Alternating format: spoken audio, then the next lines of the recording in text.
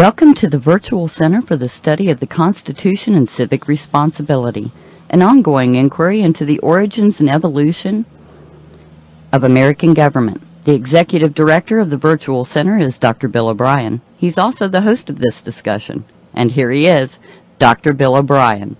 Thank you, Agnes, and welcome to a Wednesday edition of the Virtual Center for the Study of the Constitution and Civic Responsibility. Today is the 10th day of August in the year 2016. It is a Wednesday. It is the third day of our broadcasts. And after today, of course, we'll have a full 2-hour program today, but then we won't be back together again until next Monday.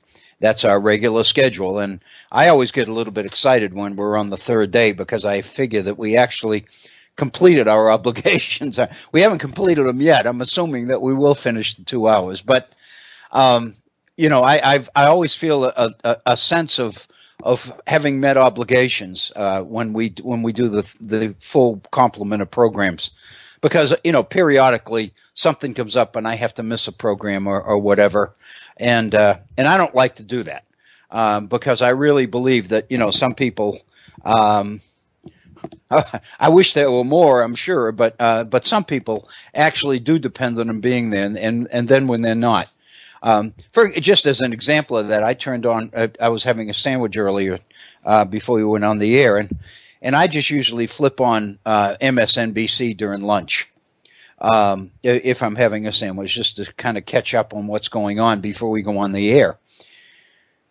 And MSNBC is doing live coverage of the Olympics during the afternoons. This obviously during the Olympics, and so the regular programs that are on are not on. They said that they will be back at 5 p.m. and resume their regular programming at 5 p.m. And of course that's because MSNBC, NBC, the major network, takes over the broadcasts of the Olympics this evening, and so MSNBC is doing it during the day, at least a good portion of the day.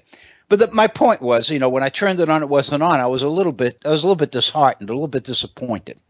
And I really, you know, it feels like if you have a responsibility and you tell people you're going to do something, then you do have an obligation to do it. And if something comes up and you can't do it, I think people understand that.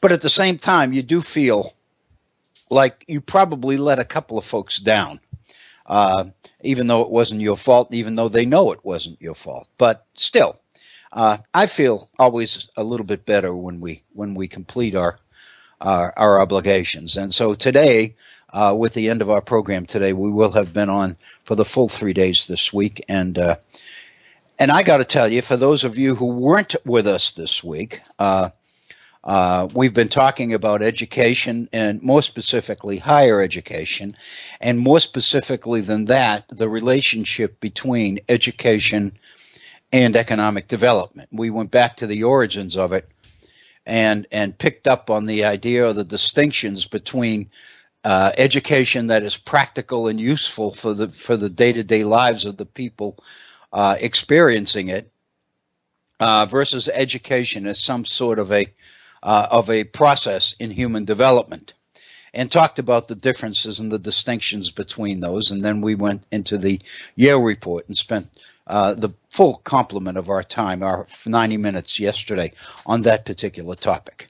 So again, let me say right now a couple of things. For those that weren't able to be with us this week, for the first 2 days, we did talk mostly about education, more specifically higher education.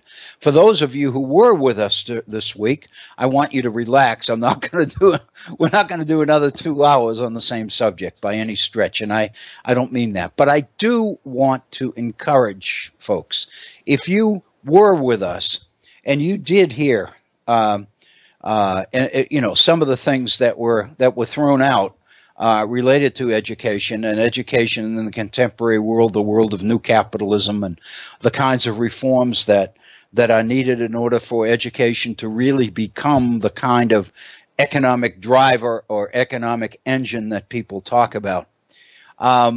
I sure would love to hear from you on that. It's very obvious from the two programs that we did Monday and Tuesday this week that this is a passion of mine. And what that means is that if you've got something to contribute to it, positively or negatively, you don't need to agree with me. I don't necessarily mean that at all.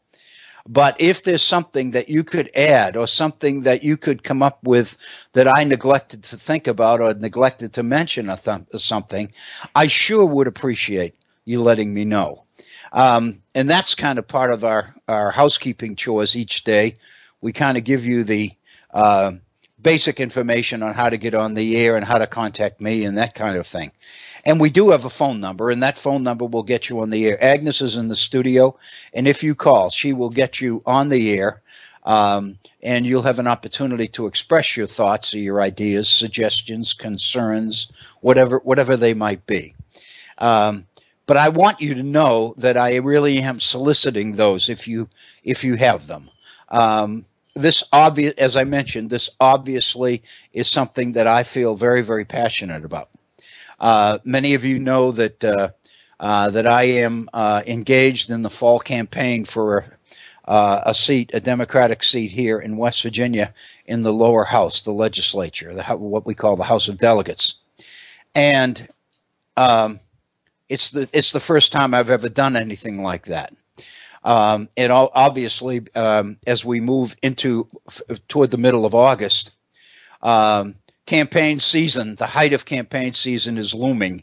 The election is 90 days away from today. So we're moving into the period where it's going to be pretty soon time to put up signs and bang on doors and introduce myself to people and start attending spaghetti dinners and chicken dinners and all of that. And, and I look forward to it. At the same time, I'm a little bit intimidated by it. But I'm going to do it because this will be my only shot. I obviously probably, most likely will not run again. But I feel moved to run this time for obvious reasons, given what's happening nationally and given what's happening in our state. But to be very honest, one of the positive things that I believe that I bring to the occasion or to the process is what I think are some pretty important ideas on education and on ways to improve it, and why some of the things we're currently doing aren't working the way we would expect them to work. And I really want to get into a situation where some of those ideas and perspectives can be introduced and at least considered. And so what I really believe that that's really the strength. I'm in the process of putting together a short card. I have a business card that I put together. But business cards, as you know, they're very, very tiny and small, and they fit in billfolds. But the fact of the matter is you can't get much on them. But it seems like the size of preference in terms of these kinds of things are these 4x11 slick, two-sided cards with a list of principles, a short biography, a photograph or two. And so if you do knock on somebody's door and they're not home, you can leave this in the door jamb to let them know that you were there, or you can hand it out to people at meetings and things, and they can find out a little bit about you. It also will include ways that they can get in touch with me with my email address, my phone number, and those kinds of things. So I guess what I'm saying is all things kind of coming together here for this fall. If you do have ideas or considerations related to the issue of education, and again, they don't have to be positive, they can be negative as well. I would really love to hear from you, and because I do not believe that I have the whole story. I don't think any of us ever have the whole story. And so, in fact, I'll share a little bit of that with you later in the program about something else. But I would love to hear from you. And if you have something specifically to relate to education now and you'd like to get on the air, then here we are. We're on the air. We are live. If you call our phone number, which is 304-663-4676, Agnes is in the studio, and she'll get you directly on the air. That's area code 304-663-4676. And as we've said numerous times, 4676 on your phone keypad translates into HORN. So that's for many people, that's a good way to remember. I always do better with numbers, but a lot of people like these acronyms, and so HORN, 663 horn. If that's what does it for you, then by all means, that'll get you on the air. If you'd like to communicate directly with me in an email, I would love to hear from you that way as well. My email address is waobrien906@gmail.com. Excuse me. That's waobrien, OBRIEN, 906@gmail.com. And our Facebook page is a place that I do encourage you to look. I put a number of postings on there. In fact, I was going through my jump drive for my computer this morning, and I've been trying to put most of the Facebook postings that I've put on Facebook in previous weeks and months on this jump drive, and I was struck this morning as I was going through it by the number of postings that I've had. There are, probably in excess of 20. And they are opinion pieces, and by definition, they're there to solicit input and reaction and comments. I don't really believe that just reading about things without a purpose, that don't seem to have an obvious purpose, it much benefits anybody.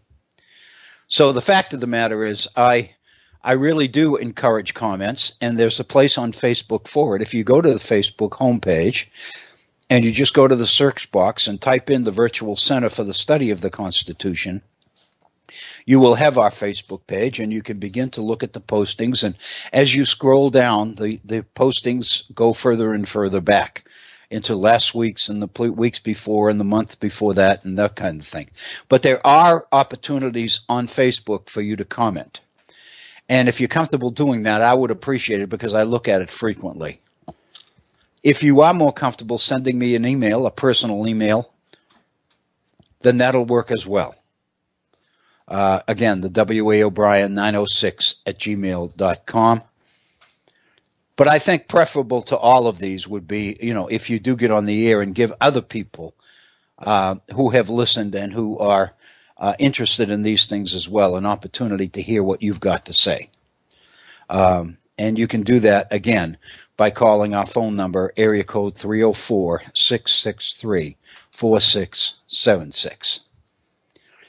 As I mentioned, I think we probably put the issue of higher education, at least for a time, to rest yesterday. We devoted the full 3.5 hours of programming this week so far to the issue of education, to the issue of higher education. It's as I mentioned, it's something that I feel very, very passionate about. In fact, it's something that the more I dwell on it, the more convinced I become that it is the key. It's the key to jobs. It's the key to revitalizing the economy. It's a key to resuming hope or putting hope back in the lives of some people that have begun to give up. It just has so many positive possibilities that it's something that, I've become really, really concerned about. And I hope that I was able to share at least a little bit of that passion or convey a little bit of that passion with you on the air. So if you do have a comment or would like to share your thoughts with me and with other people who are listening, I sure would love to hear from you. Beyond that, we have, as I mentioned, I think if you go back to Monday's program at the very beginning, I opened the week by saying, that Monday looked like it was going to be a this, that, and the other day because there were a number of issues, 4 or 5 different issues that I had been involved in over the previous 3 or 4 days since our last program last week. And I thought that Monday would be a this, that, and the other thing kind of program. And once we got into education, which is what we started with, we never got off it. So those 3 or 4 things that I had are still here. And I do have them. And I'd like to share some of them with you because I think they're relevant. I think they fit not only our interest in the things that are going on, but they also pertain directly, indirectly, if not directly, to the mission of the Virtual Center, which is an understanding of our political, our constitutional system, the intent or the ideas or the ideals, if you will, of the people who created it, and the ways that it's changed as the years have gone by and as we've moved into the 21st century, and whether in fact it's working or not working as it was designed to work, and what we might do to fix that. There are some people who believe that our constitutional system has become outdated and needs to be totally overhauled. I think some people who believe that are the ones that are in favor of some sort of an Article 5 convention, that they feel that the way to begin the process, not end it, but begin it, would be by calling a convention to get a balanced budget amendment added to the Constitution of the United States. But and we've talked about this before. Fact of the matter is there are a number of people whose interests really don't lie in improving the system or reforming it at all, but just changing it for their own benefit and to the detriment of other folks. And we've talked about that as well. But I think before we get into anything, it would seem to me highly inappropriate to begin today's program and not at least make a mention to what's going on or what has been going on recently in the elections at the national level. Specifically, I think you know what I'm talking about. It occurred yesterday in a speech that Donald Trump delivered in North Carolina, I believe in Wilmington. And in that speech, he talked about the threat that Hillary Clinton poses to the Second Amendment, and basically made the statement that she's out to destroy the Second Amendment. And he qualified that a little bit. He said she's out to eliminate the Second Amendment or to destroy it. Then he went back and said she essentially wants to destroy the Second Amendment. And then he made the comment that if she gets elected and has an opportunity to appoint judges, Donald Trump made the comment and said, folks, there's not much we can do about that. And then he kind of made an offhanded reference, and this is the comment that's getting all the attention. And then he said, but of course, maybe the Second Amendment folks can do something about it. And that has been interpreted by most people as a veiled threat against the safety of Hillary Clinton, his opponent. Some people have said that it constitutes an out-and-out invitation for somebody to try to assassinate her.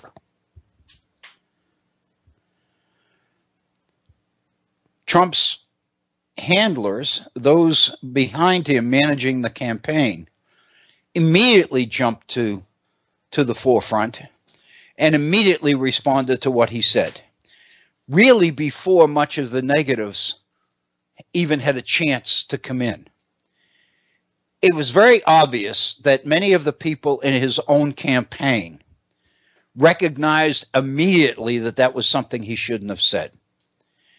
And of course, the implication was that it was inadvertent, that it wasn't meant to say what it sounded like. And so what they immediately did was try to put a positive spin on it by suggesting that what Donald Trump was really talking about was unifying gun owners, unifying the people who support the Second Amendment, and encouraging them to unify and become politically active in this fall's elections. Some people have accepted that. The people that really support Donald Trump obviously have accepted it because they want to. And the people who most dislike Donald Trump refuse to accept it because they don't want to. And I think we can appreciate all of this. We're talking about human beings here, after all. But the fact of the matter is, at best, it was an inappropriate, extremely, so much the reaction to it, but the reaction to it from Republicans.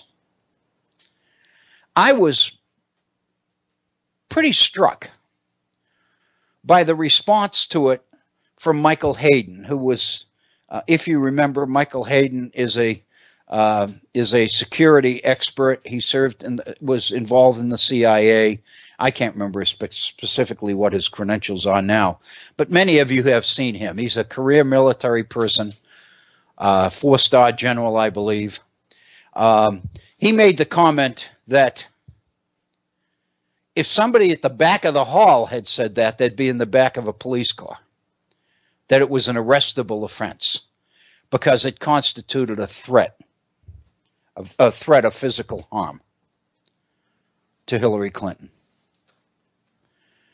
And the Trump supporters, of course, deny that and say that what he was talking about was unifying and getting the supporters of the Second Amendment to mobilize and get out there and get involved, so that Hillary Clinton wouldn't, would have a less likely chance of winning the election and making those judicial appointments that Donald Trump was referring to. I think Hayden's comment surprised me, mainly because it was Hayden's. And I guess I would have expected that he would have jumped on the bandwagon and tried to support Trump's comments, or tried to put a positive spin on them as well. Another Republican, well-known Republican, who had something to say on the subject was Joe Scarborough, who's the co-host of Morning Joe on MSNBC, as many of you know.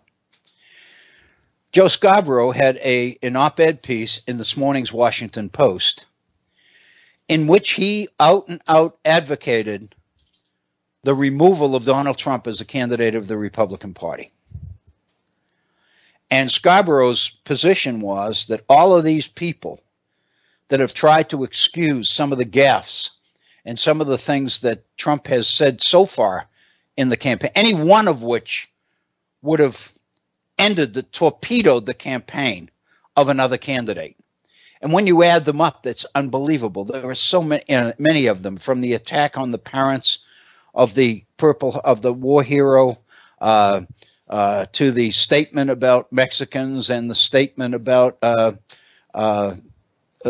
statements about building the wall and keeping out Mexicans who are criminals and rapists, and on and on and on.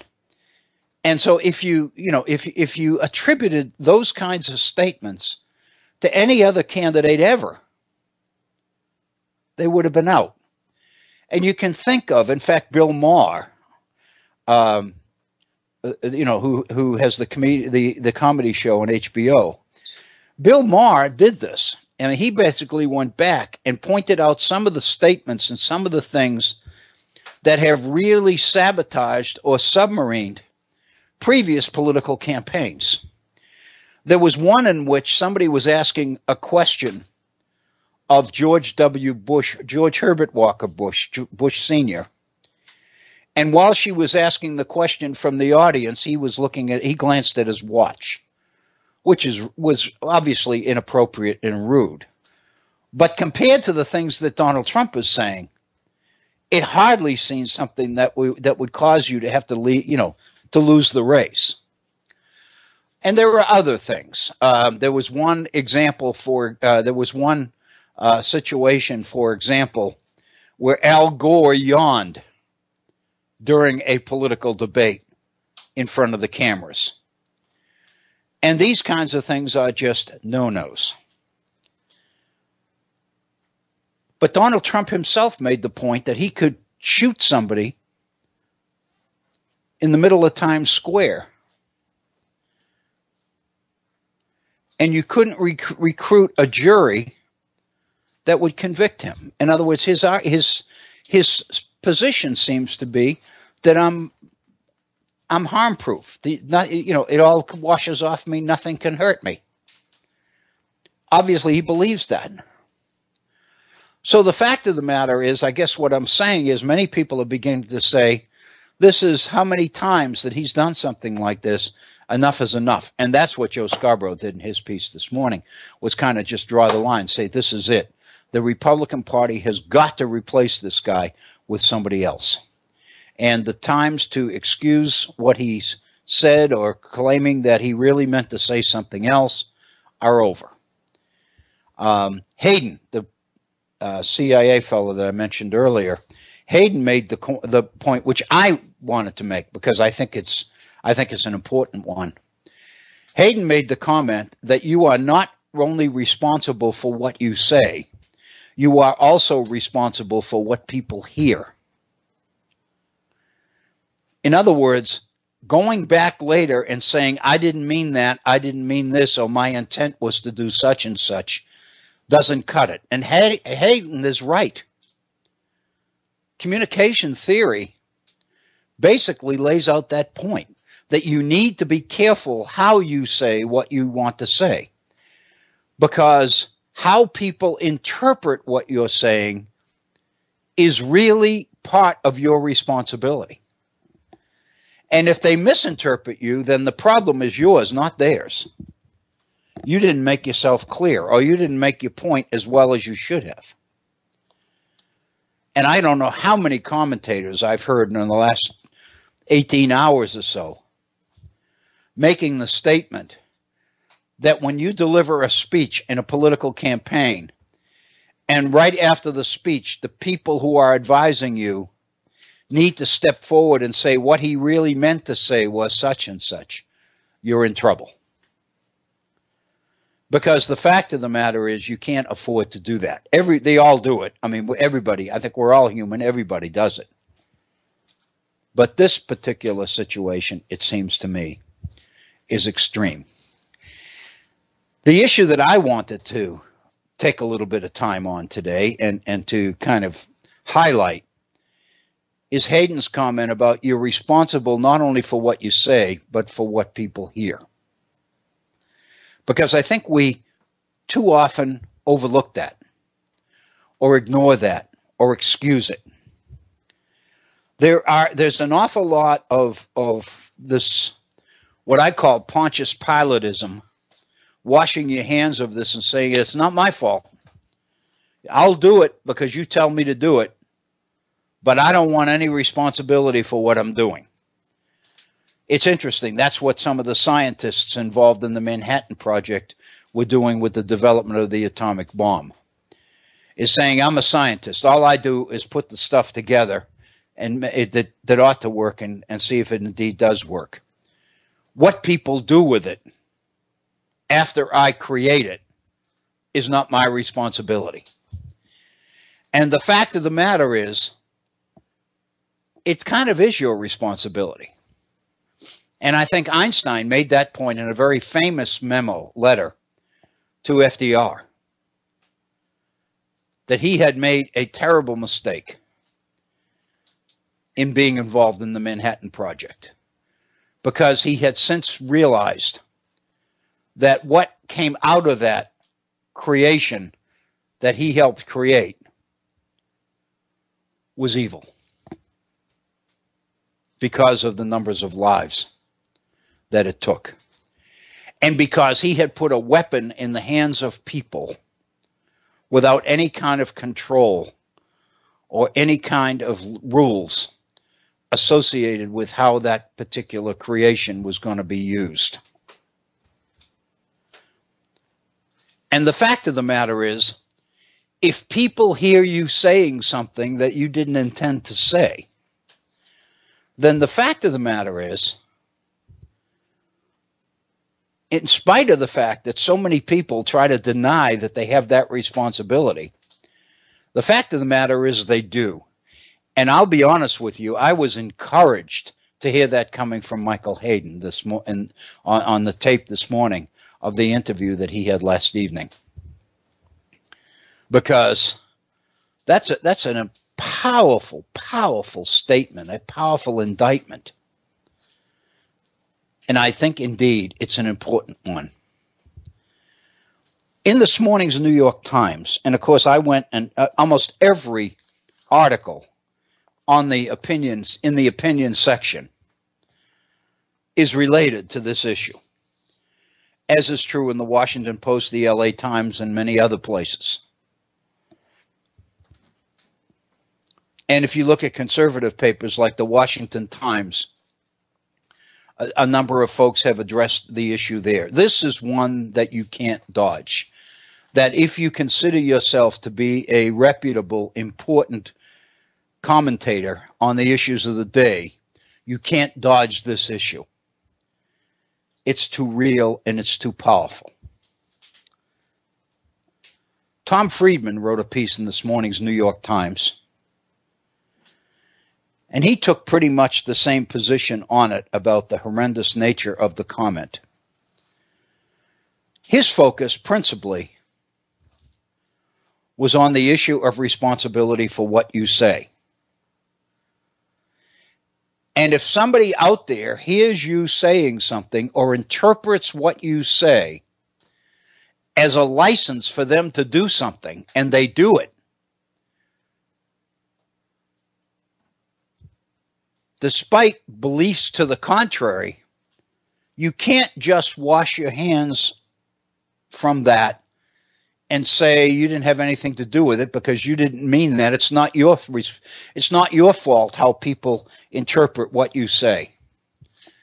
Hayden's comment this morning was in fact, it is. What Thomas Friedman did in his piece this morning, which I thought was quite perceptive, was relate Donald Trump's comment to the assassination of Yitzhak Rabin in Israel several years ago, a couple of decades ago. And what he does is relate the two together.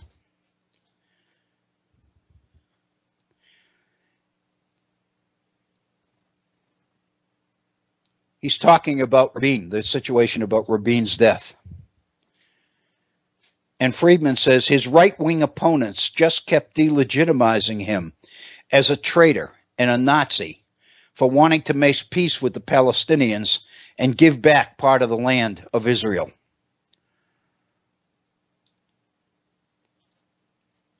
And the argument, of course, that Friedman mentions is a lot of people believe all's fair in all's fair in politics, right? After all, these Jews had God on their side, right? They weren't actually telling anyone to assassinate Rabin. That would be horrible. But as Friedman says, there are always people down the line who don't hear the caveats. They just hear the message. The man is illegitimate. The man is equivalent of a Nazi war criminal. Well, you know what we do to people like that, don't you? We kill them. And that's what the person who did assassinate Yitzhak Rabin ended up doing.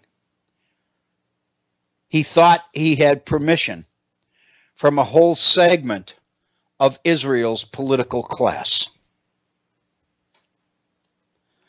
And that's the danger of this one about implying the use of weapons against Hillary Clinton. I think a lot of people, I myself, concluded when I heard it, I happened to hear it, he couldn't have meant that. He must have meant, and my initial reaction is the same one of Paul Ryan's.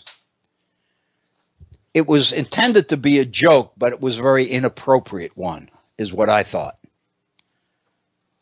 For a moment, I don't believe that Donald Trump in his right mind said, I'm going to try to instigate or inflame people so much that somebody will take matters into their own hands with Hillary Clinton. In my wildest dreams, I can't accept that. I may be wrong, but I really can't. And I hope I am. I hope I'm right. Because I do believe that this is a political campaign. And I think Trump is doing what he's done so far, which has been somewhat successful for him, very successful. But I don't think he's advocating, the violence or anything like that, at least not intentionally. But in making these aspersions or suggestions, he's being very stupid and acting very, very inappropriately. Friedman reminds us that there's a movie on Rabin's assassination, the title of which is Rabin, The Last Day, directed by Amos Gittai, in celebration of the 20th anniversary of Rabin's assassination.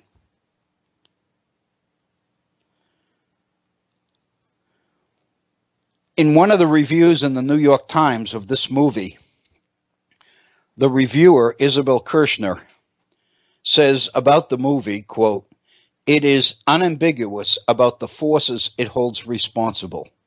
The extremist rabbis and militant settlers who branded Rabin a traitor, the right-wing politicians who rode the wave of toxic incitement against Mr. Rabin as they campaigned against the Oslo Accords, and the security devices that failed to heed the warnings that this kind of incitement could get out of hand."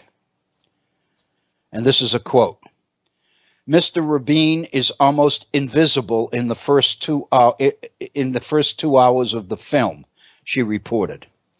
Benjamin Netanyahu, the opposition leader at the time, is shown in historical footage addressing a right-wing rally from a balcony in Jerusalem's Zion Square, while the protesters below are shouting for the death of Rabin, the traitor, and holding up posters of Rabin in an SS uniform. Netanyahu, who's of course now the prime minister, insists that he never heard the taunts or the chants, and he never saw the posters. And Friedman makes the point that's what Trump's people are saying also. I'm sure he didn't mean to say that. I'm sure he didn't mean to do that. But Friedman's conclusion is Trump knows what he's doing. And it's so dangerous in today's world. And this particular couple of sentences I wanted to share with you because I think Friedman does a good job of explaining the implications of a statement like this. In the last year, Friedman said, we've seen a spate of lone wolf acts of terrorism in America and Europe by men and women living on the fringes of society. Some with petty criminal records, often with psychological problems, often described as loners, almost always deeply immersed in fringe jihadist social networks that heat them up. They hear the signal in the noise.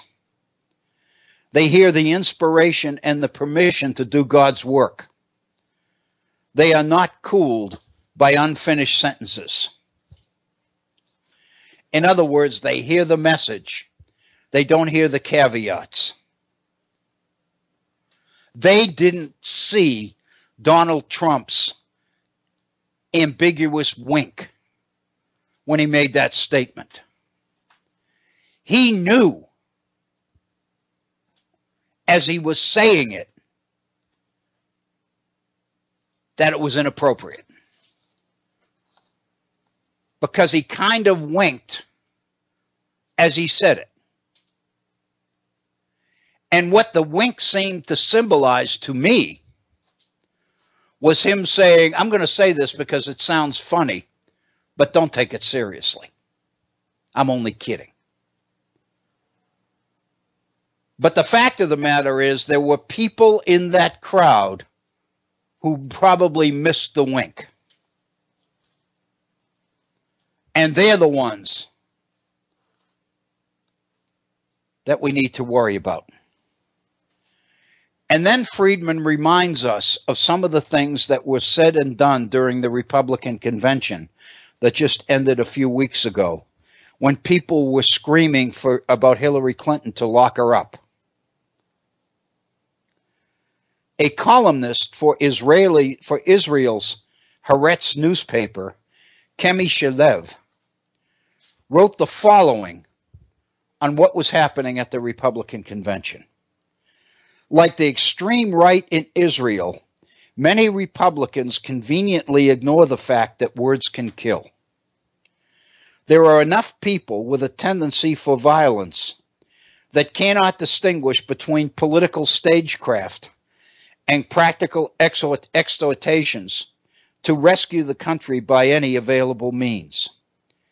If anyone has doubts, they could use a short session with Yigal Amir, Yitzhak Rabin's assassin, who was inspired by the rabid rhetoric hurled at the Israeli prime minister in the wake of the Oslo Accords, unquote.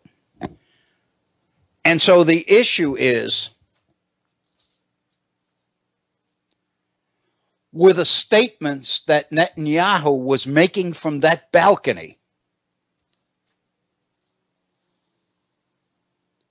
inflammatory enough for him to be held responsible for the fact that one person in that audience took the message to heart and did something?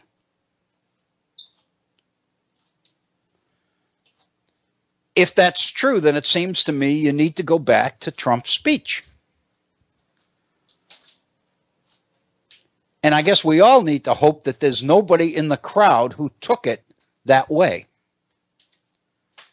But that's the danger of making those statements. If any of you have read or seen, there used to be an old black and white movie on this several years ago with Spencer Tracy on the Nuremberg trials at the end of World War II. And the defense of the defendants consistently was, it wasn't my responsibility, I was just following orders. I was just doing what I was told. And what they were trying to do is absolve themselves of any responsibility for their actions. The Nuremberg trial testifies to the fact that you do bear responsibilities for what you do and what you say, whether you choose to or not. I think we've done in the past here at the Virtual Center, we focused on a number of times on issues like this, some of the inflammatory rhetoric that we've heard, that I've heard on terrestrial talk radio by right-wing commentators like Rush Limbaugh and some of the others, Michael Savage and some of those people. It seems like they're going well beyond the bounds of what's acceptable political commentary. But they constantly defend themselves by saying that they're not telling or asking people to do anything. It's a free country, and they don't have any control over how people interpret what they say. And the fact of the matter is, if you're going to say it, you better be clear in your mind as to what the implications are of what you're saying. And you better think ahead to the possibility that somebody out there is going to take you literally.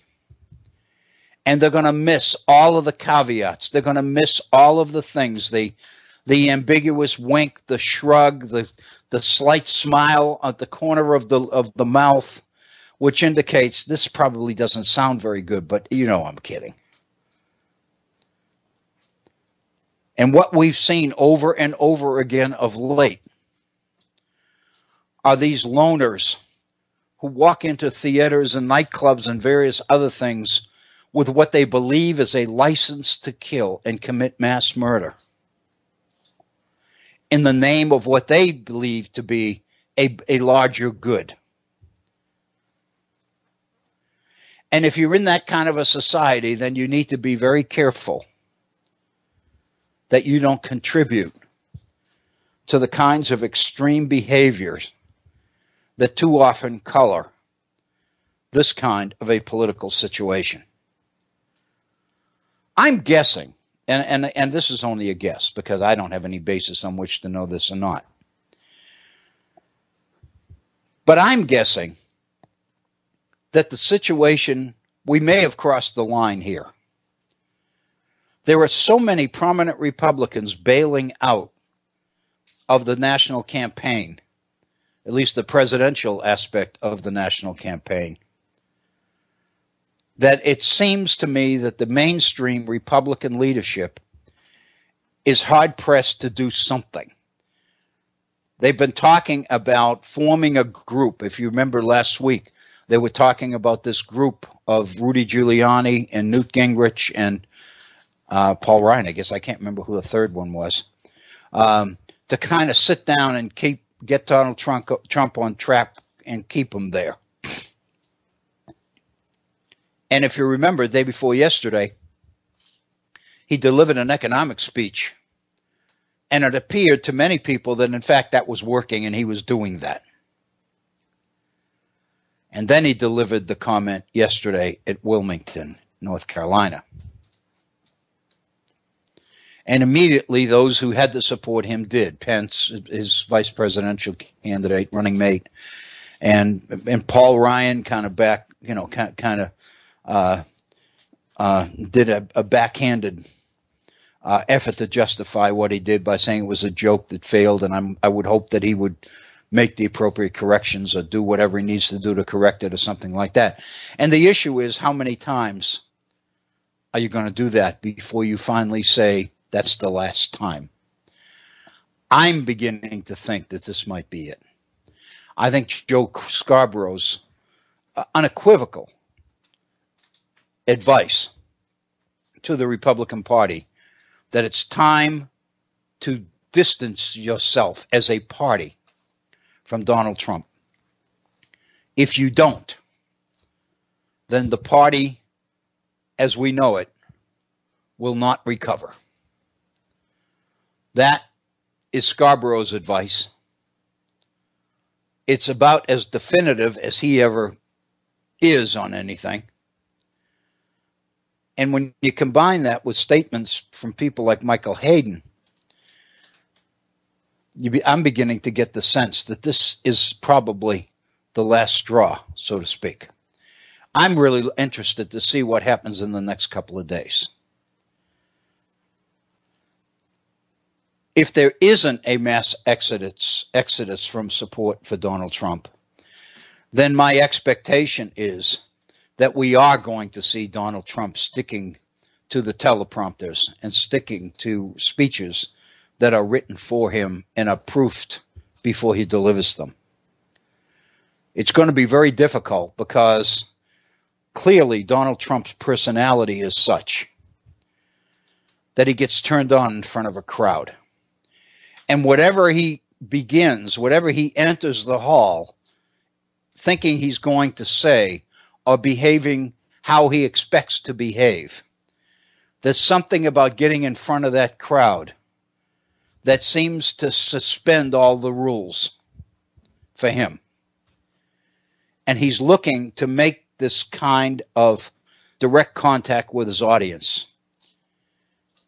And to do that, he makes outlandish statements. That's why so many people watch his rallies and watch the debates. It's the waiting for the unexpected. It's not the fact that you know what he's going to say. It's the fact that you don't that causes his audiences to be huge. So I don't know how successful reining him in is going to be. But I think we're going to see efforts to try it if indeed it doesn't turn out to be out and out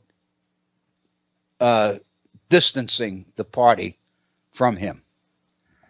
I think it's, I personally think it's a little bit late to find a substitute, but I don't know. But anyway, I do believe that as somebody who has over the years taken an interest in these campaigns and followed them rather closely, I don't think I'm saying anything new to say that this is one of the most unbelievable campaigns I can ever remember. I don't think we've ever had anything like it. This was something that I was going to share with you on Monday. It may be even more appropriate now after this particular situation that's happened within the last 24 hours. But I believe that it was appropriate on Monday as well. And I was prepared to get into it before we got into the higher education issue and pretty much stayed there. And that is the breadth of commentary on the personality of Donald Trump. I can think personally of 2 programs here in the Virtual Center over the last few months in which I've devoted a significant portion of airtime to the personality, or to what I call the phenomenon of Donald Trump. People trying to explain what makes him tick. And as the time has gone on, there's been more fodder, more information, more situations to try to include in the considerations of that issue. But I don't think the answer to the question is any clearer. On one occasion, I can remember devoting an entire segment of our program to the issue of the authoritarian personality, to the extent to which Donald Trump is appealing to an audience of people who want to be led, people who want to feel close to the strong personality. This kind of thing happens, the psychologists tell us, when people feel threatened, when they feel that their life is, or what's happening to them is out of control, that they don't have any control over what happens to them. And I think in the world we're living in, with what's happening to jobs, where people are losing well-paying jobs and a whole lifestyle in the process, and many people are resorting to alcohol and drugs and homelessness and everything else as a result, then it seems to me historically that when you have a similar situation, and again, I don't know whether there ever was a similar situation to this, but you can go back and look at Germany in the 1920s, for example, after the Treaty of Versailles, where Germany was required to assume responsibility for all of World War I and promised to pay for it. That the German people felt abused, disheartened, fearful, let down, desperate. And it's that kind of a situation that causes people to look toward the strong leader. And I can remember devoting an entire program to this in the person of Donald Trump, and who these people are that are supporting him. And I can remember we spent some time looking at the research, which indicates that these uneducated or little educated white males who are being disconnected from the middle class, displaced from the middle classes, are the people who support him. They are also the people, or that is also the demographic group that is experiencing the highest rates of suicide. That is the in the research that we looked at, that's the group that is defying the mortality rates. Almost every other group is living longer except that one.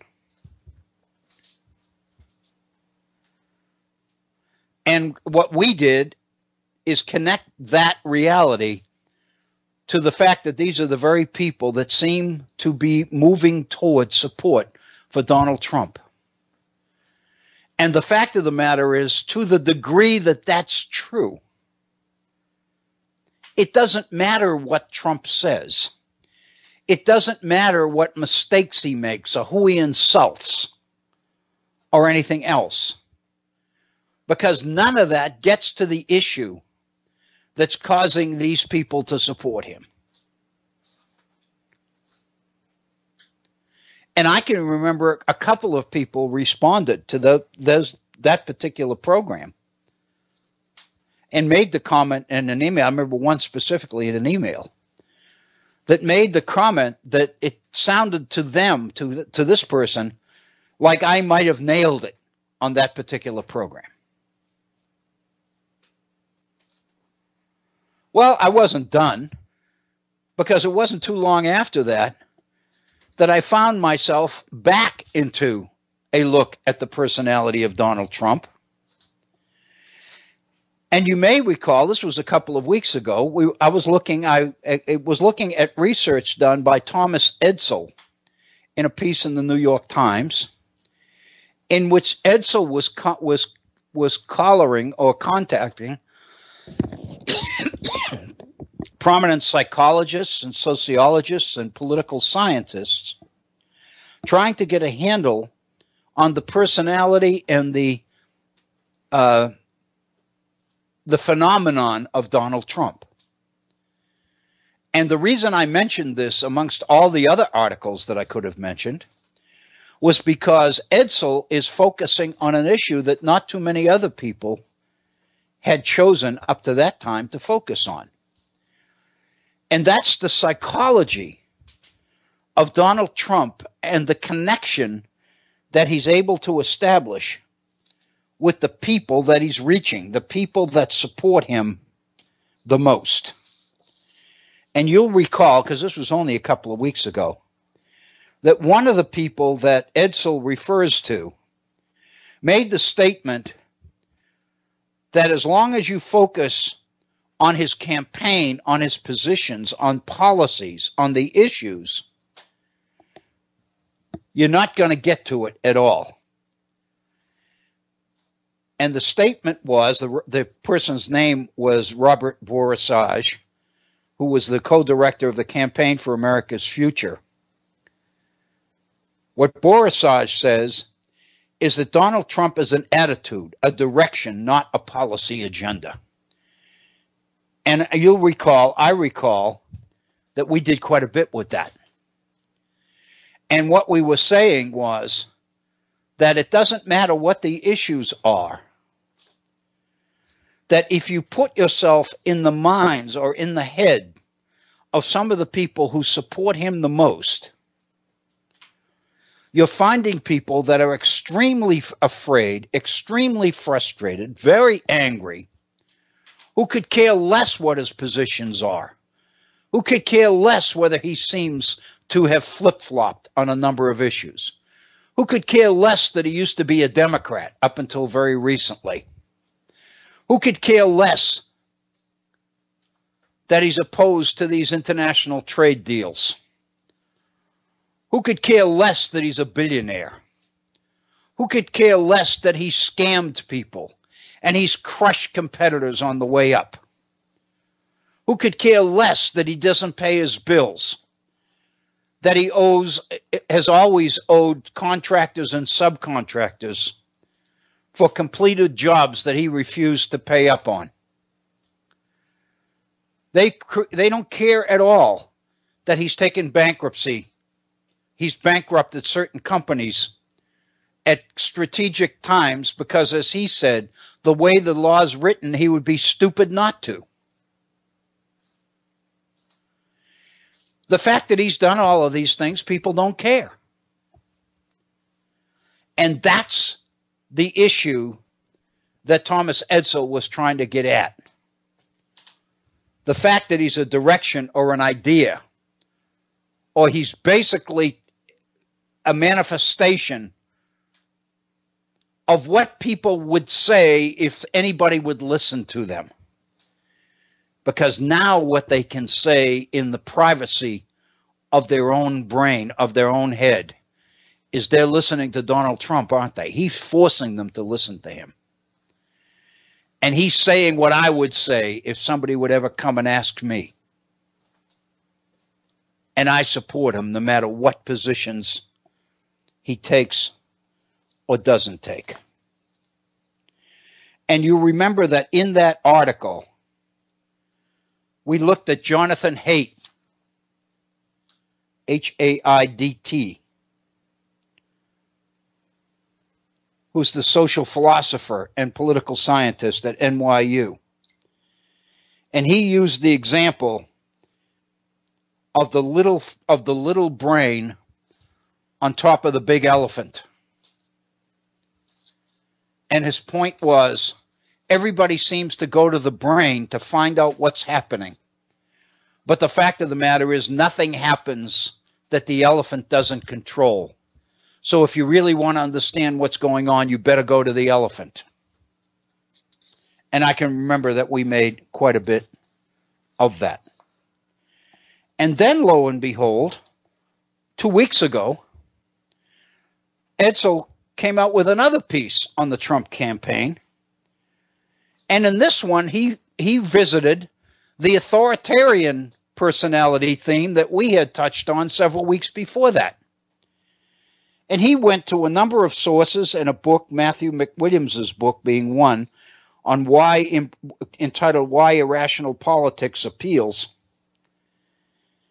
And he began to show the issue of American authoritarianism. And he began to reach many of the conclusions that we had reached here at the Virtual Center when we dealt with that. But lo and behold, that's not all. Because over the last 4 or 5 days, and all of this is before yesterday's comments by Donald Trump, but I'm kind of thinking that what this is about might help all of us understand a little bit better about the comments that Trump made yesterday. This weekend in the New York Times, Maureen Dowd wrote a column on Donald Trump. And the title had something to do with being crazy about the president over the presidency. And the implication is, the way the article is written, Maureen Dowd speculates that the election is over, Hillary Clinton has won, but Donald Trump is sitting in an insane asylum, refusing to accept the results of the election, and living in the world in which he won, not a world in which Hillary Clinton won. And the article ends, of course, with those attendants in white coats coming to lead him back to his room. The implication being that he's not all there. He's unstable. I can remember on a program not too long ago suggesting the same thing. That maybe he is unstable.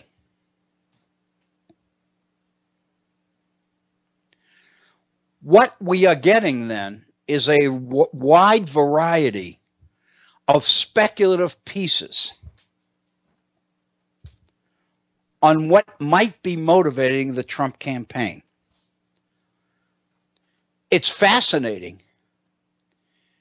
If you follow all of these, it gives you a pretty insightful look at the psychological theories and the various ways that psychologists try to explain some of these things.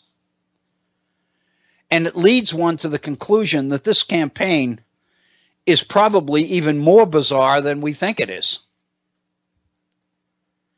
It's a fantastic learning experience. But since it's a campaign for the presidency of the United States, we always have to keep in mind that it's deadly serious. It's not a game.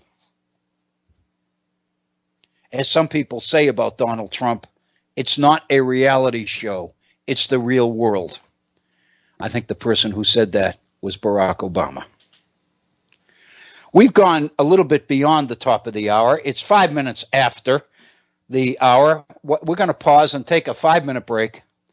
Then we'll come right back and we'll do our second hour. I've got a couple of more perspectives on the Trump campaign that I want to share with you. I think all of this is pretty informative because it gets us into what we were talking about yesterday, ironically, with the Yale report, namely the breadth of imagination and creativity. It's fabulous, it seems to me. I hope you agree, and I hope you'll stay with us. We'll be right back after a short break. Thank you, Agnes, and welcome back to our second hour. We had a little bit longer break than we usually do, but welcome back. I think we have Horst on the line, but I'm not sure. If you are there, Horst, can you let us know? Yeah, I think I'm here. You certainly are. Welcome. All righty. Wow. I hear you. Yeah, okay, great. I think we had a little bit of communication issue there, but welcome. How have you been?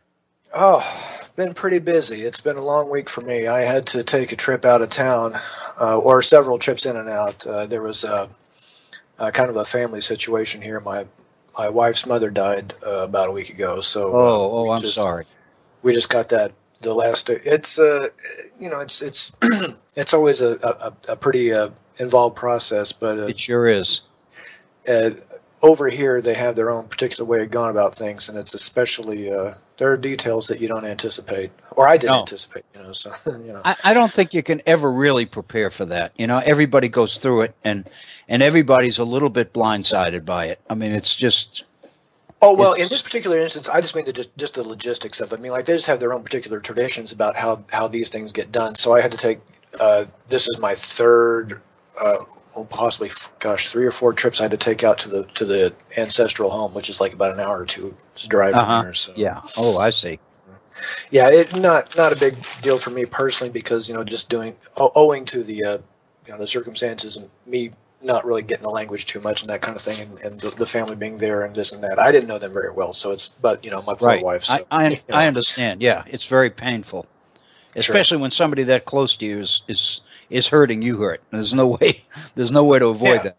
Yeah. And at the same time, though, it's I can't help it. It's the whole process is very culturally fascinating to me. So I'm continually trying to repress my urge to ask what's this and what's that.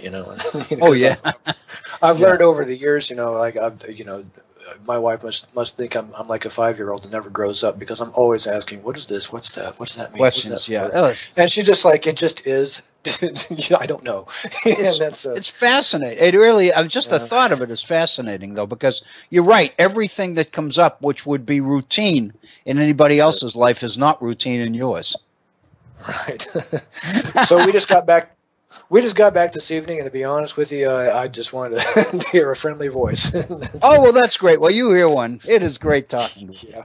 I was talking I was chatting with Bob earlier, texting him. I found out at the last minute that I had my wireless headset on the recharger while I was gone, but apparently it wasn't plugged in properly or something. So I was only able to I was able to grab like a 30 or 40 minute charge before calling in. So if I suddenly drop out, it's one of those things. But hopefully it'll hold out for the next or it'll sound decent. If I start going choppy, yeah, just let me know and we'll drop it. But hey, listen.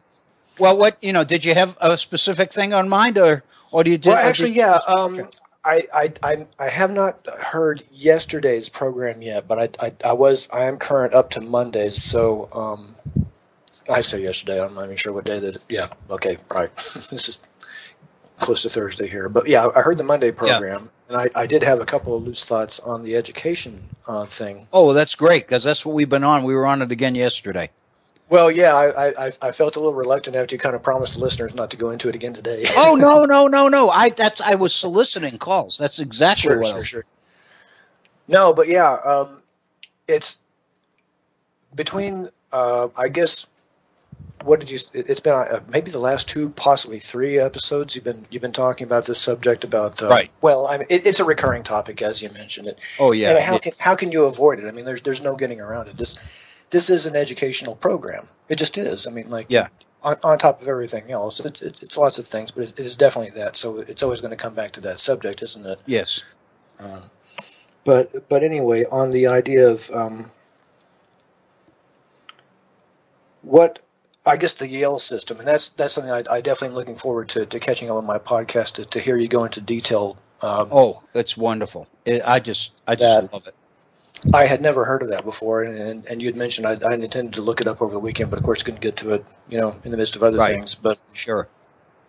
But yeah, the concept of teaching, basically self-teachers, when you get right down to it, rather than a set of skills or a set of knowledge. I mean, on the one hand, the way that you've brought the topic up, it reminds me of some things that have been on my mind throughout my educational life. But at the same time, you come back to it and you find new aspects of it. Like, for instance, I remember being in high school and having the concept of is it a Socratic or a Platonic? I'm not really sure. The idea that education is a fire to be lit, not a vessel to be filled. Like the old. Right. There's a very classic analogy there. Yeah. And I remember growing up with that from relatively young age, but at the same time, I remember also feeling like after getting out of my graduating from university that I really feeling unfulfilled. Like I, especially like 5, 6, 7, 10 years later, like not being able to remember the things that I studied. Like what did I do with it? It's frustrating. Yeah, I think the psychologists tell us we forget 80-85% of what we learn in school. Oh God! Well, I forget 85% of what I learned last week. I mean, I can pick up information very quickly, but I lose it twice as fast, and that's just always been one of those things.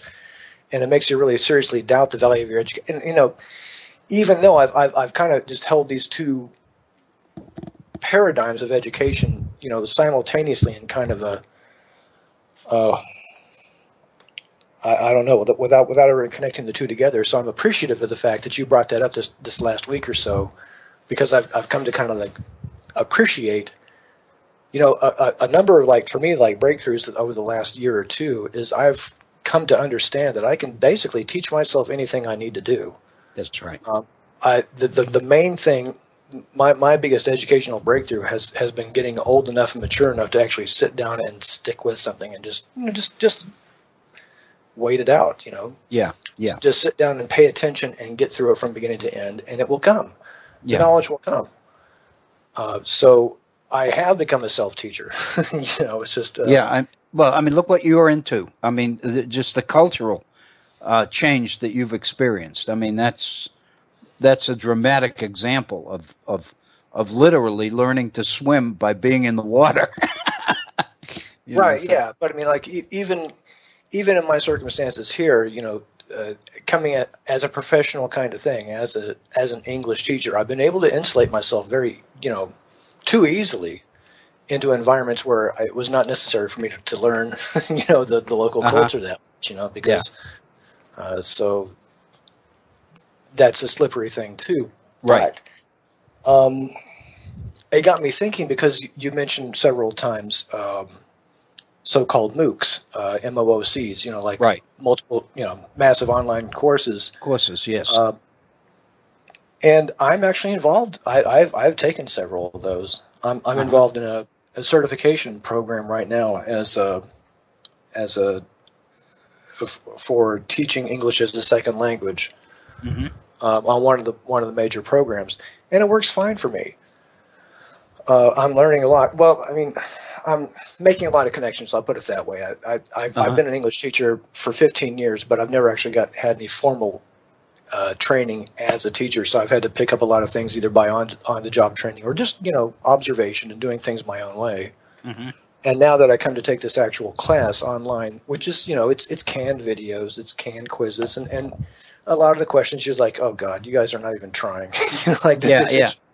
For anybody who has a knack for standardized tests, which is one of those things I was always good at anyway. To me, it's just like this is not even challenging at all. But if you pay attention to it, if you have the ability or the skill that you learn, hopefully in a higher education system, of being a self-teacher, a self-trainer, then you can take the available resources just like a textbook or just like any other kind of program that's just there for you, and you can be your own teacher at that point. And that's something I really just kind of put together over this last weekend. It's like I really have whatever it was. I did gain that skill. Right. Like I can take one of these online courses and I can gain something out of it. Right. Because I kind of know how to do it, because I've been shown how to whatever methodology or whatever's involved in that. But that's not the substitute for if I were 17, 18 years old, just graduating from high school and sitting down at the computer and trying to do it for myself, what would the results be? Mm-hmm. Would I, plus let's not forget the benefit of my 15 years of teaching experience, where would I be without that? But the thing is, I'm also taking like a neuroscience course. So I can, I've never studied that before, but I know how to sit down and I have a methodology for studying and for taking in information and looking for more things. And I couldn't even point to a particular class or a particular, year where I picked that up that skill. And in fact, I don't think I even knew I possessed it until maybe a couple of years ago. So right. Who knows? But it's there now. It's there. And it didn't just get there. I just didn't notice. I didn't notice until like one day I could actually, it's like climbing up over the mountain. You're around a corner and suddenly you can see down and you can see how far you've come. But yeah, I guess the only thing I would add to that is that, unfortunately, too many people never experience this, and they never get to the point that you've reached, and so what I've been talking about here is trying to actually build that in as an objective, as a learning objective. Right. And say, basically, this is what we need to be about, is teaching people how to do what you've learned to teach, what you've learned to do, which is teach yourself. And you're right. There are skills. I mean, everybody can learn. So everybody can do this to a degree. And that's really the key, because once you know what to look for and how to handle new things, you don't need anybody anymore, other than those people that can introduce you to the new things, like the neuroscience class that you don't know anything about. Right. Right. So now you got somebody that's going to give you the information, but how you deal with it, you possess that, Sure. And that's really what the Yale report is doing, and I think it's fascinating. I think it's wisdom that we have been remiss in not following or not trying to replicate. I mean, I don't understand it, but for any number of reasons we haven't done it. And if I could point to one specific reason or one area where I think we've gone way off track, is just the move towards standardized testing. And I don't know exactly how far it goes. I suppose probably back to the 50s or 60s or something like that, maybe. Mm-hmm. Yeah. But it was already well in place by the time I began my school career, like in the mid 70s. And like I said, I was always pretty good at it, but there were a lot of kids that weren't. And I never really understood. To me it's obvious, but that's because that was my particular skill set. Right. Which is one of those things. This is like a particular sector began to dominate because that was convenient, I think, really. Yeah. Take your number 2 pencil and circle in the blanks. We're going to run this through a Scantronic thing. And, that's a quick and easy way to process, tens of thousands, hundreds of thousands of students across a state to assess and take measures of things. And that to me is like, we talk about the Common Core quite often, and I see a lot of objections to that, not simply from parents who are, terrified that their students are being, challenged beyond their capacities, but I see a lot of pushback from teachers and not just teachers that can't handle it either, because I know, you've mentioned that there are some who are not trained to teach it to that level. Right. And they're also trying to catch up students that, should have learned, a certain level 2 years before where they are now. And now what do you do with them? Yeah. But beyond that, to me, the most powerful objections I see to the implementation of Common Core standards where there are really bad problems are making it test friendly. Mm-hmm. High stakes testing, students are having enormous anxiety. Teachers are having problems too, because, their jobs may literally be on the line. So everyone heads into these things. I've heard stories of I've heard from people whose kids get nauseous the days before a test because they are so burdened with this performance anxiety. And to me that's just like a natural progression of the whole testing everybody to the same standard. Right. I mean,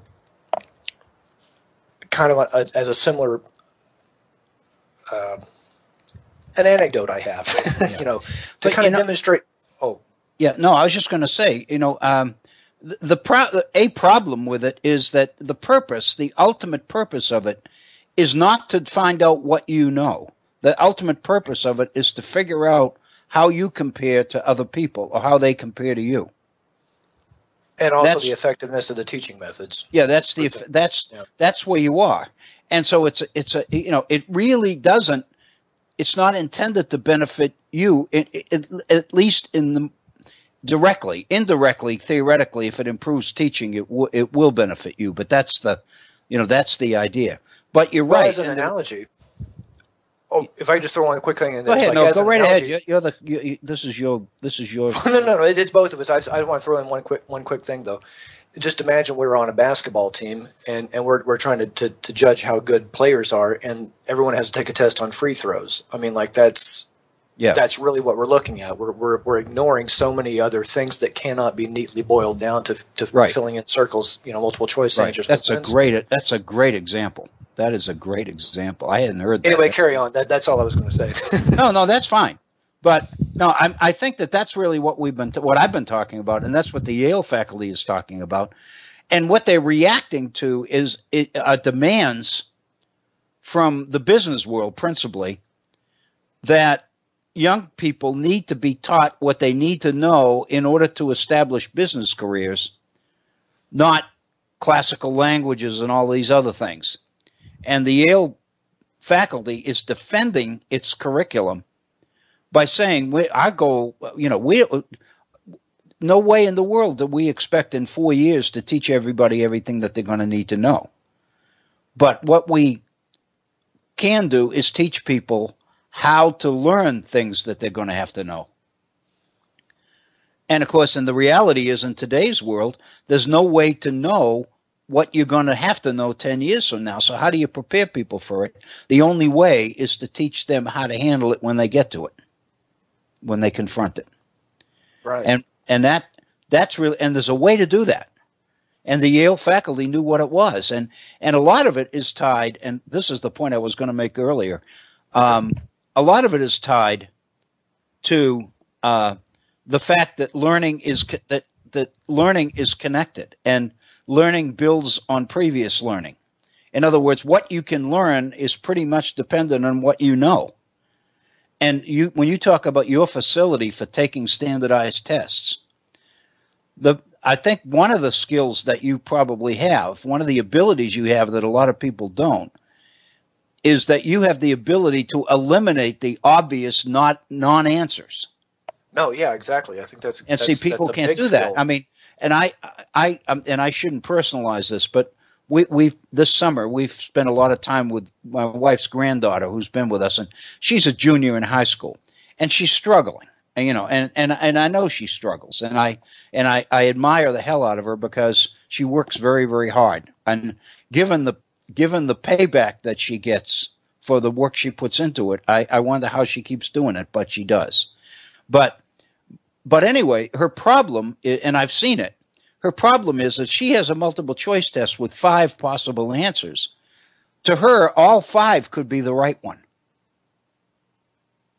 Right. You know, I mean, and until she can find a way to eliminate a couple of those choices, she's not going to have much of a chance.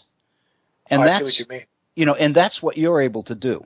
And a lot of that is because of the background, about the background you've got and what you've been exposed to and what the kinds of things you already know. Well, there are a couple things you're just natural at, I suppose. But if you approach a multiple choice question from a bottom up perspective, as in looking for the right one, you know, without having the counterbalancing, like look for the ones that are clearly, you know, they're throwing away.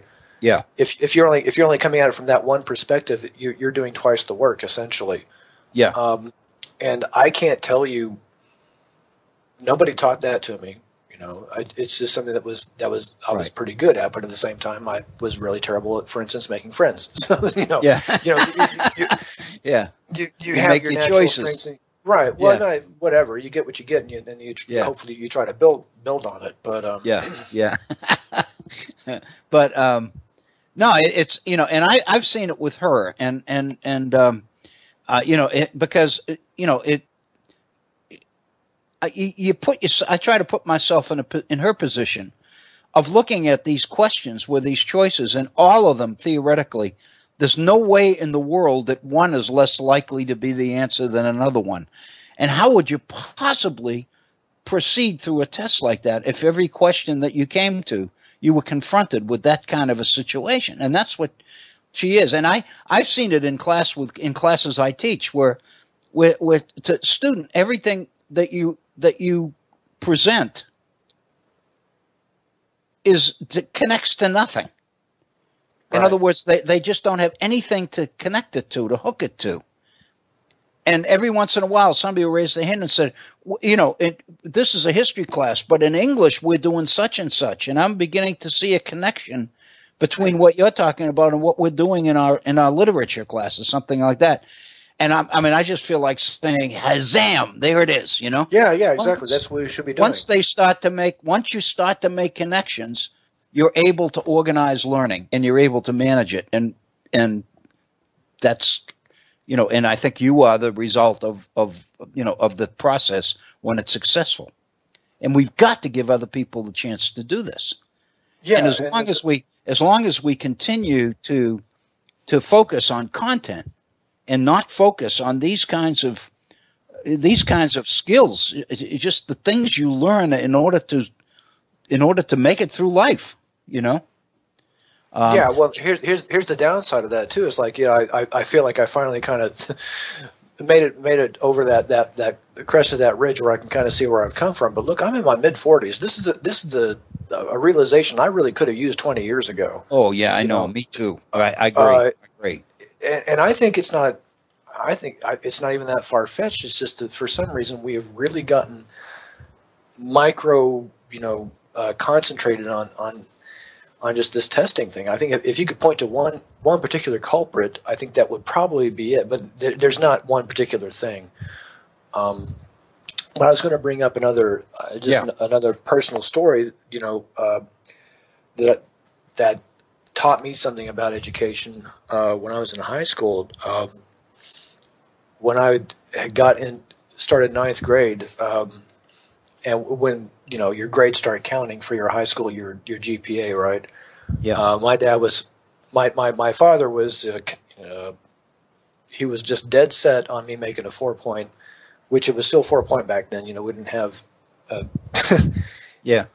higher weighted grade. Well, we got there eventually, like about halfway through. But he just decided that he knew I had the potential to do it. He was an engineer. He was the first of his family, and so he just wouldn't take no for an answer. I was useless at math. I could not do it. I mean, I would just lock up. It was I remember that you were telling me, or not me, you were relating your own personal stories about doing some classes and getting frustrated to the point of, like, you know, rebelling, you know, on quizzes. Please help me, you know. And I because they tell you to come and ask questions, and when you don't even know what to ask. You know, I remember so little that you don't even know what to ask. Yeah, when I was in sixth grade, I remember we would take math quizzes in one of our classes, and your desks were in row, and to grade them, you would have to hand your paper to the student in front of you, and so on, and the person in back, since there's the person in front, since there's to the student in the back, and everyone, they go through the answer, and everyone checks the wrong ones off. And I was so bad at math, I'd see the student in front of me, who was usually a good friend of mine, Yeah. Uh-huh. He would see. I would see him like checking off my math mistakes, and I would check his wrong too, even though they were right, just because I was so angry, like I was just like that useless. I was just completely frustrated, flummoxed, and I got into ninth grade. My dad made me sit down and do algebra homework, 3, 4, sometimes even 5 hours a night, and I don't know what happened, but like over the course of about a year or something like that, suddenly I got it. Yeah. Just all that work, it built something in my brain, and mathematics has been isolated to certain areas in the back of the brain. Yeah. It's a muscle. I mean, if you work at it, you will develop it. So like there's a thing to be said for pushing yourself. And I've seen that in my own students. That if you just raise the expectations without the pressure of like a performance, thing to meet, they can meet it. Or if they don't meet the expectation you raise it to, they will go higher than they would have if you didn't push them to do that. Right. What the end result of my math training is like, by the time I finished high school, I took the ACT. I got a 36 on the math. I didn't miss a single question. Yeah. And it was not. I didn't feel like it was my strongest subject, but on the test apparently it was. Yeah. But in the span of less than 4 years, just from that sheer exertion, and really it wasn't a whole 4 years. It was really just that first year, just like getting that kick-starting thing. Yeah. I've heard Bob talk early on previous programs about the benefit of memorizing large amounts of text for making speeches and things like that. Rote memorization that is also like out of vogue now too. I think these are ways to. I think of it as like mental cross training, cognitive cross training. Like we work on this skill, we work on this ability, we work on this, and we do all these things in the circuit. And it doesn't matter if you're better at this skill or that skill. The point is to keep working on all these things, and as you improve in one area, you will also that will create improvements in all the other corresponding areas, and seemingly unrelated things will still will over time will develop connections that you didn't see starting out. Right. And, right. I just there doesn't seem to be and I don't know. I mean, I'm not a professionally trained educator, so I'm not really sure. But sometimes the systems that we train according to don't seem to have that holistic view in mind. No, no, they don't. They kind of mirror the standardized tests. The standardized tests focus, and part of the reason, and this is, it's everybody knows it, but nobody knows how to do anything about it. The fact that you have so many people to grade. That problem, the reality that you have to confront that, drives you to making the choices, the answers, more and more content-based, more and more specific, less and less speculative. In other words, it becomes more and more recognition rather than understanding. Understanding has no place. And in fact, right. I've actually talked to people who said on standardized tests, you can think yourself into trouble on these things. That if you try to put yourself in the head of the person that wrote the question and guess and say, well, the last two have been A and B, so this one's got to be a D, or something like that. Oh, right, yeah. But again, I think you're right. I think there is something to be said for memorization. I mean, and my background, I mean, I took language. I mean, I was never any good in math, but I never got good though. That's the difference. But most of what I took were languages. I mean, I in my senior year, for God's sake, I was taking 4 languages, and a lot of it is vocabulary and memorizing words and all of that. but it's unbelievable the impact that it has. I mean, the being able to guess the meanings of words because you recognize the roots from another language and things. I mean, my God. I mean, I can't tell you what studying Latin did for me in high school. It's the one thing I really missed out on. We didn't even have 4 languages. Yeah.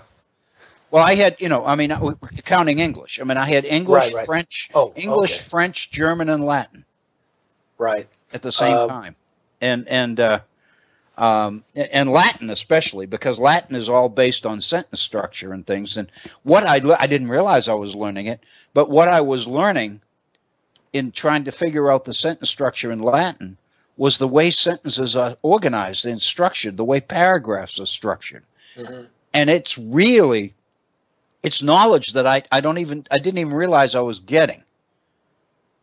But right, yeah. I mean, I look at somebody's writing and I immediately say that this ought to be a separate paragraph. This, and I just know that. Right. And nobody, I never took a course in linguistics or anything like that. I never did. But the Latin background especially, and Bob does this. Bob has taken a lot of Latin. Sure. In fact, he wanted to do some teaching in Latin, and he's right. I mean, there's no substitute for studying that language. I mean, it's just amazing. And everybody feels like nobody speaks it anymore, so what's the purpose of it?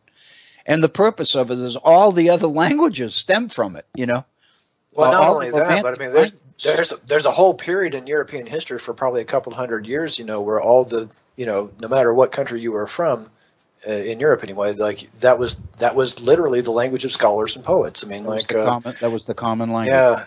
Yeah. Right. If I could do it over again, I would have taken Latin.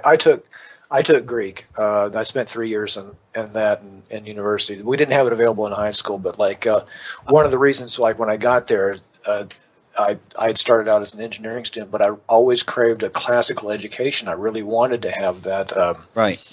That was just an ideal I had in my mind that I didn't want to skip. So I got into a classics program. And I studied Greek because I did not know that was. Yeah. I didn't appreciate at the time how much less or how much more abstract. Well, the multitude of different dialects and.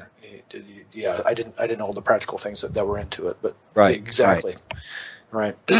Well, I had a choice in grade 10 between German and Greek, and I mean that's like asking me the difference in 2 different kinds of brain surgery. I mean, how can I make a choice? But right. I'll tell you what prompted me is people that I knew who had made that choice said German's a lot easier, and given the fact you're still taking Latin. Take German. Right. And that's why I turned my back on Greek. I sometimes regret it, but I did. Well, I'm not going to say I didn't learn, especially in light of this last week of programming. I'm not going to tell you I didn't learn anything from Greek, but I don't remember any of it either. So. Yeah. Well, I kind of apologized at the beginning of the program today because. For all the time that went into that, but I absolutely get passionate about that. It's just it's one of the things that I really do get passionate about. And how can you not? And I think that I'm frustrated because it's taken me this much time on this earth to learn these things. And like you, I say, geez, I could have used this stuff 40 years ago, and but it wasn't there. Now, whether in fact that's the point, whether everybody has to reach 40s and 50s and 60s before any of this stuff begins to make sense. I hope that's not true. I'm operating on the assumption that it's not. I assume that it's not true. Yeah, I'm with you on that. I think it just is because for some reason we have not ever properly learned that lesson on a societal level. I think the most important thing, this is the point of me bringing up the thing about me learning math, is that you just one of the most valuable things you can learn as a student is just learning that you're really capable of learning anything. Yeah, you really are. I mean, intelligence is a factor, but there are different kinds of intelligences, and intelligence. I mean, for many years, I thought that it was really a measure of how quickly you could pick up information, but that's not the whole story. No. That's a very easy way of, there's being able to spatially imagine things, mentally and things like that. There are things you can test for that way, but really, I have seen too many examples of people who just decided that they were not going to take no for an answer in relation to their learning, who sat down and did it. Yeah. And probably the most powerful thing to me is, like, an insight that came to me as a language teacher is, and this is something I tell my most frustrated students sometimes, like, I don't care who you are. I've had big classes, I've had small classes, I've taught everybody from 6 years old to retired people. Mm-hmm. And I don't care how bad of a student you think you are or how difficult it is. Every single one of you, your own native language fluently and perfectly. You're an expert at it. So if you could do that, and I've been studying your language for 15 years, and I'm still like a 4-year-old with a concussion when I try to speak it, I guarantee you that you have the ability. You just have to sit down and do it. And I've seen too many people do that with any,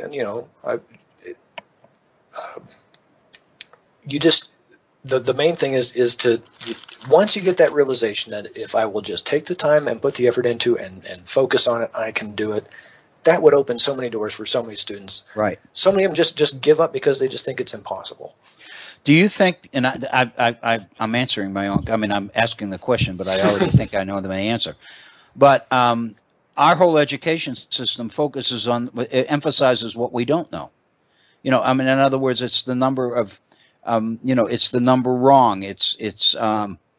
And what people do is take from these tests and say, well, you obviously can't do this, or you obviously have trouble with this, or you shouldn't do anything in this area, or you shouldn't do anything in that area. And so what people find themselves doing is backing into particular fields because they're not eligible, or told that they're not eligible for all these others. And I think there's something to that.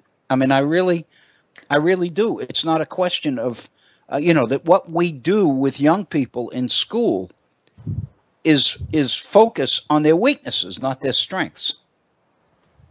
And there's a conundrum there, because on the one hand, I would, like I said, you can turn any weakness into a strength with enough time and practice, but it doesn't necessarily mean that's the right thing for you to do. Like, what if you enjoy, painting, and you already have kind of a talent for it anyway? At the same time, I think like a really enlightened, educational system would allow some room for students to naturally kind of flow into the areas where they have their greatest sense of, self-fulfillment or something like that. But, right.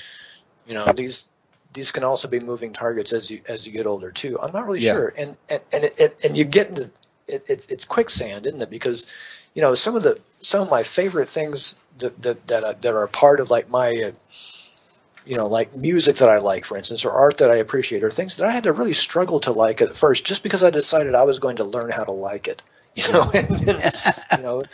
and music especially. It's like I know this guy is good because I've heard so many people that I respect highly talk about this. It's like, this is really difficult for me, but like after I got it, I could see it, and that was.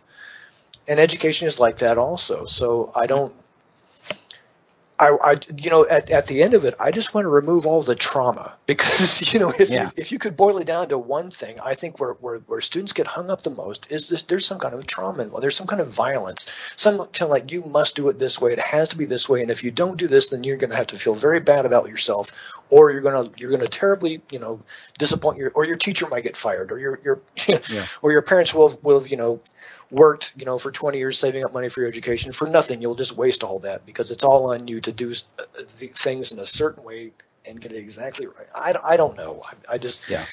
Education to me ideally should be, without the pressure aside from what you put on yourself, just because you want to, you're just internally motivated to see how good you can how well you can perform. And knowledge and learning is so exciting. That's the thing that, it is so exciting when you figure something out, and when you offer an explanation for something, and people there, especially if these are people that you respect, and they all say, "I never really thought of it that way," and man, there's nothing like that feeling. that say, I actually contributed to something, and it's a great experience. But a lot of kids, unfortunately, never share it, never have it. Not just kids. Those kids grow. Yeah. I don't see a whole lot of difference between kids and adults, honestly. No, I think you're right. Adults are mostly kids that just gave up. Yeah. Except for the lucky ones. And I feel very lucky to be where I am and doing what I'm doing. But I'm not nearly at the pinnacle either. Things could have gone a lot better too. And let me ask you a question, and sure. And it's mainly about the culture you're in. Yeah. I mean, you just mentioned the fact that you've been studying this language for 15 years, and you still speak it like a 4-year-old with a concussion. Yeah. Okay. Is it that difficult? Is that particular language that difficult?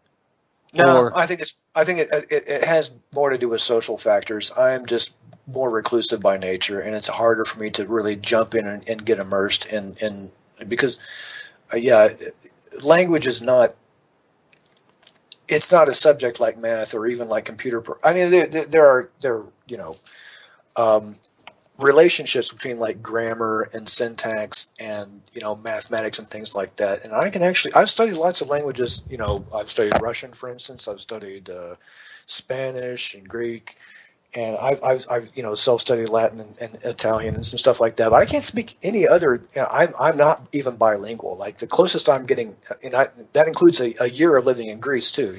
Where I was actually trying to speak with people there, and I could kind of get around, in a very limited sort of a way.